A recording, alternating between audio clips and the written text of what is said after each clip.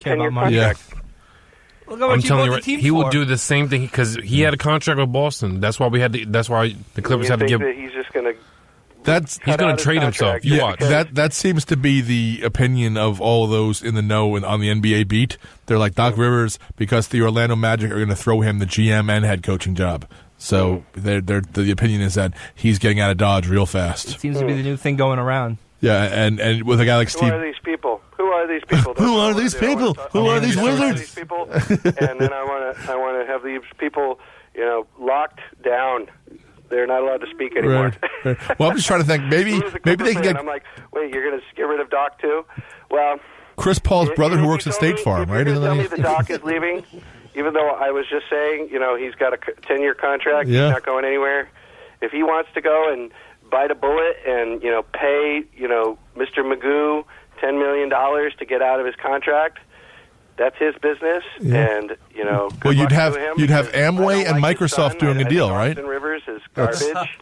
I think that. Yeah, Austin Rivers. Yeah, that's nepotism gone awry. Not that. Yeah, it's total nepotism. You're going to bring your son onto the team even if he's a scrub. This is the professionals. This isn't like high school basketball. Right. No, it's that was like a dual proposition. If you had to get Austin and Doc together, right? It's like a waste of a roster spot. It really is. Total waste of a roster spot. Look at Henry Bibby. Yeah. Henry Bibby never once went to try and get his son Mike Bibby to be his point guard. Yeah. Well, they didn't talk. They didn't talk for decades. Was a good point guard or was he a bad point guard? Yeah. I'm sure there's a couple people in the room next to you that would probably say Mike Bibby was a top 10 point guard. Yeah, whereas I would say he's a total scrub. Yeah, well, average. Ever. I loved him his rookie year. Yeah, his one year. That was good. When he played for Sack and Tomatoes. Well, but the thing about him was that he and his dad hadn't talked for a decade. Yeah. They despised each other. He was mad that his dad, just wasn't there for his childhood. Yeah. Well, he's got to get over that crap. Yeah, exactly. If you're going to see your dad on, the weeknight, he's coaching on the other end. Right. Of the court. Yeah. Exactly. Your dad's your opponent. Yeah. Exactly. Well, yeah.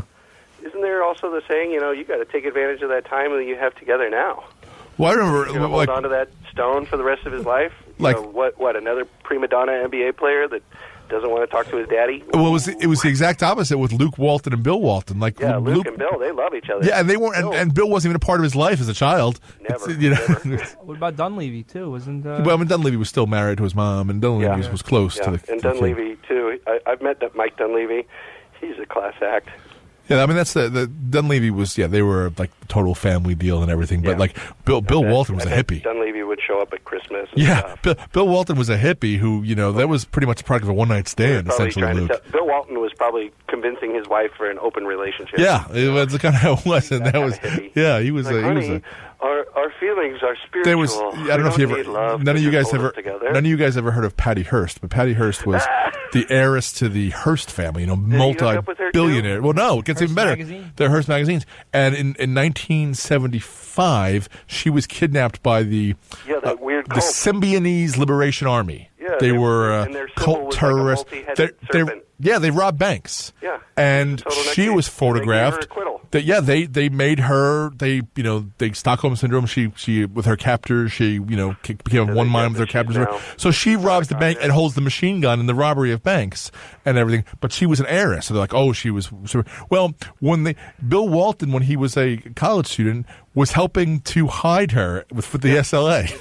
Yes. While he was at UCLA, he was hiding her with the Symbionese Liberation Army. Bill Walton is nuts. That's a crazy guy. Everyone who goes to UCLA is nuts. Yeah, that makes sense. Yeah. So they're going to have they got that Rosen, the quarterback. Trojan telling you that everyone at that campus is totally nuts. Well, you know what you see when the smog lifts over Los Angeles? UCLA. Thank you. Thank you very much. Now, we are talking to now, are they your first cousins, or is it beyond that? Third cousins of the Kardashians, actually. Mm-hmm. So, my great-grandmother was Balasan Kardashian.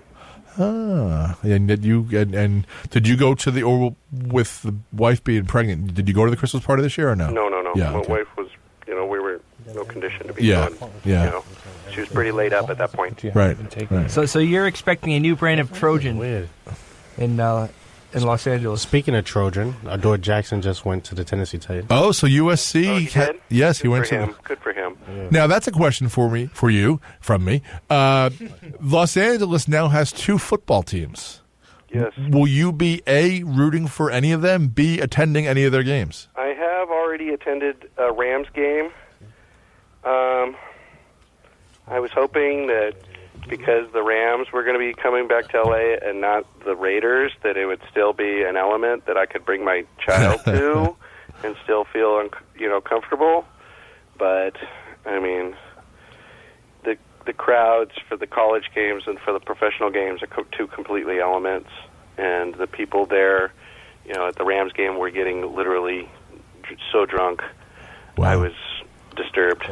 I could imagine, though, the Chargers, because in that smaller stadium, cost more money to get a ticket. It wouldn't be as bad. Yeah, what's the deal with the stadium where the Chargers are going to play? So the Chargers have been fighting with the city of San Diego for a new stadium for many years, and the city of San Diego just will refuse to budge. And I think that this move by the Chargers to try and get something going is their kind of, take it or leave it kind of play, because so far, everyone in L.A. that I know of, that nobody's a Chargers fan. Everybody who's a Chargers fan is from San Diego. Right. I don't know anybody from L.A. that's like a big Chargers fan, or at least a passionate. They're going to, hang a Chargers flag outside of their house. Why else am I hearing when they build this new stadium in L.A., they're going to build, the Clippers are thinking about moving across the street? Yeah, that's another thing that I just don't understand what they're talking about. I understand you as a professional team, you're going to have to sign a lease with one of these stadiums, and maybe Staples Center is charging them too much money, or Mr. Magoo is tired of paying as much as he's already agreed to pay. I call him Mr. Magoo. I don't call him the owner of the team. He has no idea what he's doing with basketball, just like he had no idea what he was doing. I mean, he's a step up from Donald Sterling. Yeah, exactly. When you're being judged against Donald Sterling, you're the gold standard. Well, sterling and silver. Exactly. It's a terrible gold standard, but it's So the Skins took Jonathan Allen. Yeah. Whoa. Yeah. So Jonathan Allen went too? He went before Adoree Jackson. Yeah, so that's 17, Jonathan Allen. At 17, which is further than most expected him to go. Mm-hmm. And then at 18, Adoree Jackson, cornerback to USC, to the Titans. So the Titans got themselves Adoree two Jackson's picks. going to be doing really good. Yeah, that's a good place for him to be, too. Mm-hmm. He's a strong receiver. He looks, I don't know, they show him, he's in the crowd. He's got great hands. He's in the crowd with his new jersey, and he looks kind of short. I'm trying to. He's not tall. Yeah, okay. He's like 5'10". Okay, yeah, 'cause he looks kind of short in the. He's not the tallest wide receiver, but yeah. So and he's not playing. He'll be playing in the AFC Central, that's not really a big wide receiver kind of. AFC he's in AFC Central. Yeah. He's playing AFC Central. He's playing like Carolina. AFC South, I guess. Right? Yeah, South. Yeah. I'm sorry, I'm old. North, South, East, and West. Yeah, back in the day, there was the Central when the Browns were there. Only person you really got to worry about is DeAndre Hopkins. I guess that's his only threat in that division. Being a tall wide receiver. Yeah, and DeAndre Hopkins is not even tall. No, that's right. Sweet. Yeah, exactly. You're right. So That just goes to show that. Baseball, gentlemen. What do you think of my Angels? They haven't made any moves, because I haven't seen a single move where I would be like, "Yay, we got that big closer! Woo!" I am not happy one bit. Well, the one thing they do have is my ice cream cone. They don't have to worry about Trout signing with the Yankees, unlike the Nationals with Bryce Harper. Yeah. Bryce Harper has already signed HARP on a Yankees contract. He's just waiting for another to finish it up in a few years. Though I think with the Angels, they're still kind of in backlash from spending all that money for Pujols and Artie Moreno. I think they're still skeptical in spending all that money and trying to do the same thing over again. Should be skeptical. Yeah. Why is he going to go? I get it. You're a rich guy, but why are you going to go and try and spend the same as all these other teams? The Yankees are always going to have way more money than anybody else. I was watching the Angels compete with that. I was watching the Angels game the other day, and Pujols hits a up the middle, a grounder up the middle, so it's a single. But he's mad that one of his runners didn't score from third. He was going from second, and he was mad. And he puts his arms out like, "Oh, come on!" Yeah, like, dude. And I'm like, dude, not his responsibility. don't show up your player like that, your teammate. And number two, you're Alex Pujols. You want an RBI off of a 17 hopper up the middle? It's like really? Albert Pujols is one of those guys where sometimes when they're in the original team, they're really good. Once you change teams, like your whole career is different. And I think that the St. Louis Cardinals straight up, if I was a major league owner and the St. Louis Cardinals called me, I would immediately hang up the phone. Whatever deal they're offering me, I know I'm going to lose on it. Right. Like they must have the CIA and the KGB and the British MI6 all working for them because they know exactly who's got marital problems and who's going to be coming up and who's going down. Because what's the guy from Chicago that they picked up? He's freaking. The Cardinals are going to be a beast this season. That's what I'm predicting. I predicted the Cardinals are losing, right? What are the Cardinals' record? I thought they had a bad record right now. They have a good record? I thought they had a really bad record right now. That's why I'm trying to. No, they got some good acquisitions. They're looking strong. They're. It's very rare they miss the playoffs 2 years in a row. Cardinals are 9 and 11. Okay, 9 and 11. So not. Still early, but I'm happy with the moves they made. Well, the Mets going in today were 8 and 12, and people were jumping off of buildings. 8 and 13 now. Yeah, I know. And those people in St. Louis, they get depressed really Cardinals quickly. are 11-11. If I lived in St. Louis, I'd be depressed too. I'll tell you, if you go to a Cardinals game in the summer. Oh, it's great. No. At night, sometimes it's just so hot. Yeah. Every Cardinals game, I've been to, I don't know, maybe in my life, about 4 or 5 Cardinals games over different years. And it's always 60-40 women to men in the crowd at Cardinals games. It's a big event, yeah. It's a big event. The best man at my wedding is the grand nephew of Hall of Famer Red Shanedean. Really? From the Cardinals. Oh, wow. I can say. Now, did he... I'm trying to think. He had a long Cardinals career, but was he ever with the Angels as well in terms of a coaching capacity, or was it always with the Red Shanedean? I don't think so. Okay, because I know there was somebody who had coached that also was like a famous Cardinal, but had also coached with the Angels just because he retired to L.A. I'm trying to think of who it was. I don't know. Someone in my thoughts. Where Red was he was a second baseman. Yeah. And beautiful service. That's what his name means. Beautiful duty in German. Which your mother-in-law and your grandmother-in-law, I believe, speak. If I had to, they're all German. Yeah. Yeah, the Plattdeutsch Park. We got a final in Ottawa. Who won? Ottawa wins. The Ottawa Senators. Now are the beat the Rangers last night? Was that in third or overtime? Third. Oh. Wow. Now are the Mighty Ducks still a draw in Anaheim or no? Oh yeah. It is quite a draw. We went to a game this season, and it was awesome.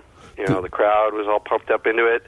They pulled some guy out as a recognition because he was an Air Force pilot, and it was like they're naming off this guy's statistics, and it's still going. You're like, he's a special forces expert. He's a pilot. He's a special weapons expert. He can dunk your mom in apples and make her come up with 7 apples.